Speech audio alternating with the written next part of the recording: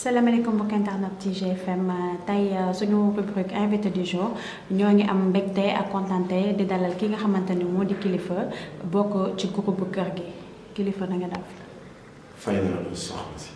gis nañu que da ngeen génne yéen ngeen di préparé benn album bu tudd Encyclopédie pourquoi Encyclopédie. Pourquoi Encyclopédie c'est juste que ku xam le groupe Kër gi xam ni que c'est des rappeurs yi nga xamante ni double casquette la ñu am ils sont même à la base des rappeurs mais des rappeurs activistes alors à partir du moment où on n'est pas des simples rappeurs à chaque fois bu ñuy génne album da nga ciy gis côté activiste bi mais pas activisme bi nga xamante ni wàcc ci tali la ak affaire yooyu dénonce kii yooyu quoi mais surtout ci côté xalaat ci côté li ñuy wooyee indi une réponse à parfois ce qui nous traite de voilà des cons ou de quelque chose comme ça indi une réponse à ça wan leen ni que ni ay rappeurs la ñoo xamante ni bu dee benn fan sax toog nañ ko ci bangu école ay rappeurs la yoo xamante ni macha allah am nañ culture générale dañuy gëstu di xam ce qui se passe dans le monde xëyuñ rek dugg ci rap bi noonu comme ça dafa am choix bu taxoon ñu def rap moo tax il faut que moo tax ñu am ligne directrice di ko respecter duñu booy xool boo defee rétrospective ci suñu album yi mujj ba bi mujj génn avant bii di waaj a génn mu ngi tuddoon Condoléances alors cette fois-ci il fallait amener encyclopédie. Encyclopédie aussi pour régler beaucoup de comptes ay comptes yu bare mais c'est l'opinion publique aussi qu'on prend à témoin pour des règlements de comptes sociaux politico-économiques et hip-hop. Ok donc mu nekk double album tome 1 et tome 2 pourquoi. Tome 1 et tome 2 parce que booy xool Encyclopédie il y avait beaucoup de tomes si je ne me trompe pas 17 tomes ak 13 tomes art et culture dessin affaire yooyu quoi alors comme on a beaucoup de choses à dire et on sait aussi que xaju kese ci on peut pas enregistrer 17 tomes mais encyclopédie dafay doog a tàmbali ñu enregistré 2 tomes tome 1 opinion publique tome 2 règlement de compte dans l'opinion publique on traite tout ce qui est politique économique social et dans règlement de compte on traite tout ce qui est hip-hop ba pare muy am benn suite boo xamante ni l'encyclopédie sera disponible peut-être d'ici 2 mois après l'album audio l'encyclopédie sera disponible en livre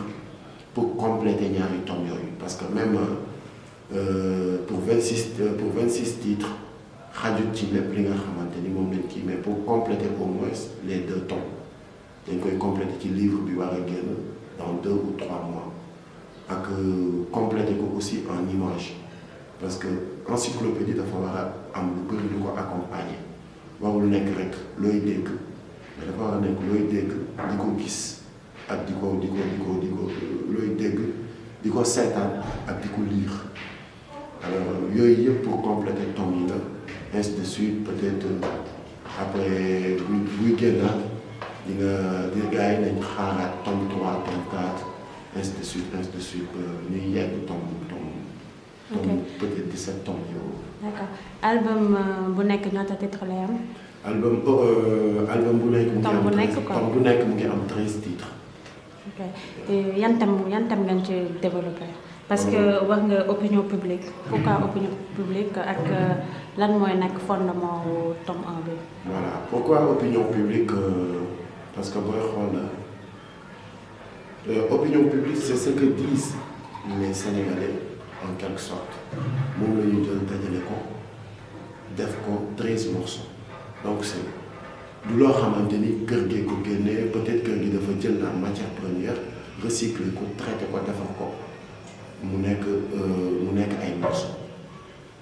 mais c'est la cotisation de tous les Sénégalais moo tax tomb boobu tudd opinion publique beneen tomb bi tudd règlement de compte. day am ay classe ci biir wala. am 13 titres.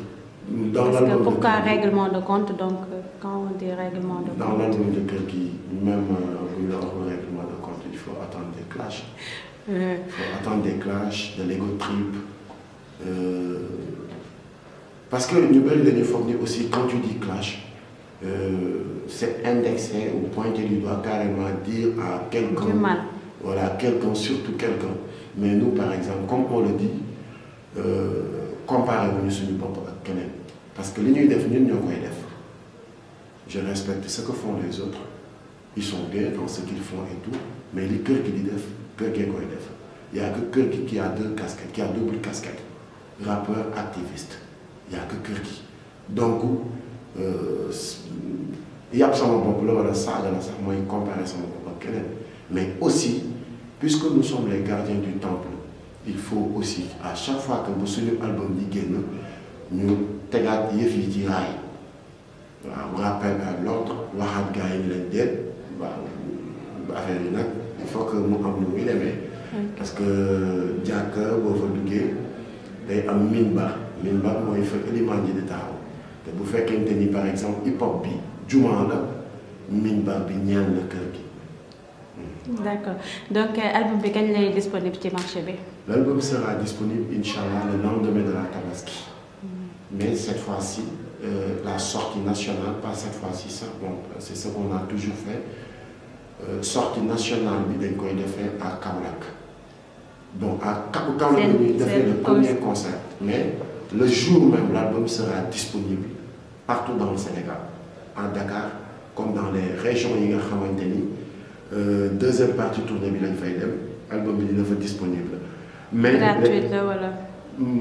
Pour les autres régions. non Kaolack en fait. Kaolack c'est un concert qu'on va faire la nuit à l'Alliance c'est non seulement pour présenter l'album et pour permettre aussi aux populations de l'avoir ci nu mu leen gën a yombee maanaam fekk leen fa jaay leen ko comment tu viens au concert tu achètes le CD à 4000 francs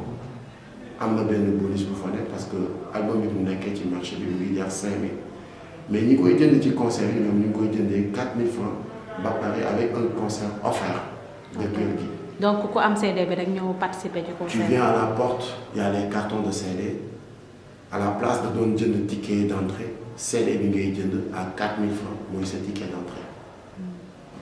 D'accord gis nañu que vraiment ay bañkat ngeen et tout ça ba pare chaque jour on a l'impression que da ngeen di menacer que bu lii nekkul nii pourquoi. C'est juste que c'est comme j'ai l'habitude de dire quoi au fait dafa mel ni tey je peux bëgg di jël exemple ci bon mais la personne que tu as embauchée en quelque ci lu mën a parce que boo nee bon rek nit ñi dañ koy yóbbu ci kër bi mooy mindaan bi mais bon toi tu es bon nous on est des bons parce qu'on est embauché par le peuple donc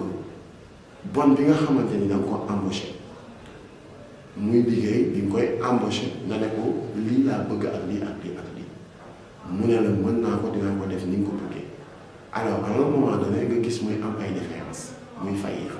da nga koy rappeler à l'ordre c'est juste ça. da nga naan hey dama lay fay da nga may defal lii mënuloo ko on arrête donc il faut que gars yi di comprendre que ni c'est pas que dañuy taxaw imposer ni woy da ngeen di def lii non c'est juste que nous sommes le peuple voilà nous sommes le peuple ñooy fal ñooy folli ñooy joxe doole bu ñu demee ba naan diw il est président c'est grâce à son peuple parce que ñoom ñoo ko jël wóolu ko jël seen carte électeur fal ko def ko président de la République alors donc kooku mënul nekk lu dul un serviteur mënul nekk lu dul ki nga xamante ni moo war a taxaw di ñu neexal mais pas di ñu koy neexal parce que dañ ko jox tout ce qu'il faut jéggi Sénégalais yëpp ñu jël par exemple benn Sénégalais jox ko tout ce qu'il faut respect lay mën a seq ak ñun respecter ay engagement am respecter ay paroles am respecter ay promesses am topp ci li neex askan wi di jaamu askan woowu c'est juste ça. ok mais du bëri histoire bëri wala histoire. non du tout c'est juste que xam nga fii booy wax dëgg rek ñu collé la ku bëri histoire wala ku des fois dañuy dem sax balaa da nga réew alors que c'est pas ça moo tax il faut que ñu xoolaat suñu bopp ba ci ñun Sénégalais yi moo tax ci album bi y a même un morceau bu tudd nit ku mala mooy la personne bu mu mën a doon bu tubaab beeg bu mu mën a doon bi nga xamante ni dafay yor ay comportement wu mala ci refrain dañ naan ku ne am na bu ne fàng mel ni jant bi ne tàng jaar boo mënee jàng mbooloo mbaax boo ciy tànn nit lu ko wutaleeg mala du rek mbind ma xel ma cara lu tax daay bi tàkk naa fekk ya koy xam cal tu vois alors bàyyiwuñu même suñu bopp ñun dañuy critiquer sax suñu bopp alors il faut que nit ñi comprendre ko noonu quoi c'est juste que qui en plus qui aime bien châtie bien il faut que ñuy yarante suñu biir ñuy waxante dëgg suñu biir ñuy rappelante suñu biir parce que ku ci nekk tu as un devoir et je pense qu'on doit le faire et respecter. D'accord donc yan relation nga am ak yeneen hip-hopeurs. Respect avec tout le monde. Respect. yéen a ngi demlante di ñëwlante di invitante seen conseil ak ñi ma ci war a dem yéen est-ce que réservé woo leen seen bopp rek kër gi la quoi. waaw kër gi moom xam nga mënuloo tudd kër gi ba pare ne kenn du fa añ si kenn du fa reer si. waaw nit yi mën nañ ñëw di añ si di reer ndax yéen a ngi dab. waaw ñun nag waaw dañuy dem honnêtement dañuy faral di dem parce que comme ñu ngi Simon c'est un poteau. Sa femme, on est devenu une famille comme avec Simon, comme avec Malal, comme avec beaucoup. Y'en a marre quoi. Les dof, comme même les beaucoup y'en a marre. Ouais, ay gagne les quoi. Mais pas avec tout le monde. La famille n'était ay nit yoo xamante ni doo demalante ñoom normal en personne normale am na ay nit yoo demalante. Juste nga revenir sur cette tournée bi pour cette sortie d'album bi et tout ça. Voilà, l'album sera disponible en commun. La répétition, elle est pédagogique. On est au Sénégal, des fois les gens m'interpellent pour me demander, malgré toute la com qu'on a fait en partenariat avec la TFM ou GFM même, n'empêche des fois les gens m'interpellent pour me demander c'est quand la sortie de l'album ou l'album est déjà sur le marché. Alors il est bien tout le temps de répéter quoi. L'album sera disponible le lendemain de la Tabaski, partout dans le Sénégal, dans le pays, sauf les régions qu'on doit tourner, qu'on doit faire des concerts de Fekki Dila Djahila. C'est juste la première partie de la tournée. On va démarrer à Kaolack le lendemain de la Tabaski.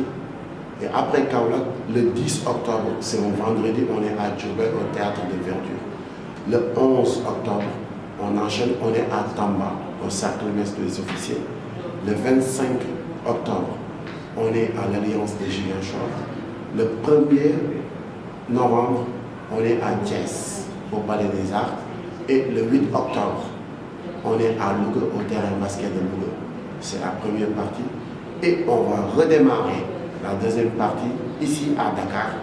le 25 octobre, au stade Iba Mar.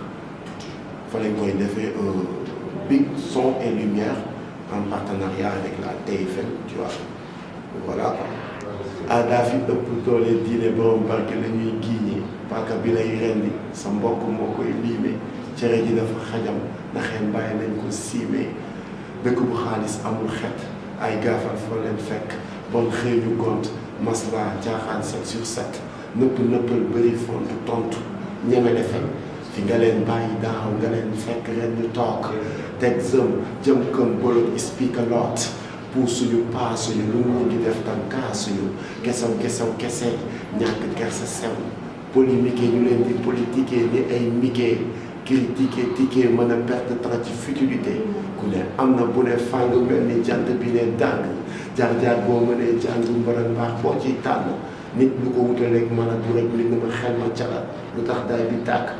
yow naa fekk bi koy xam caga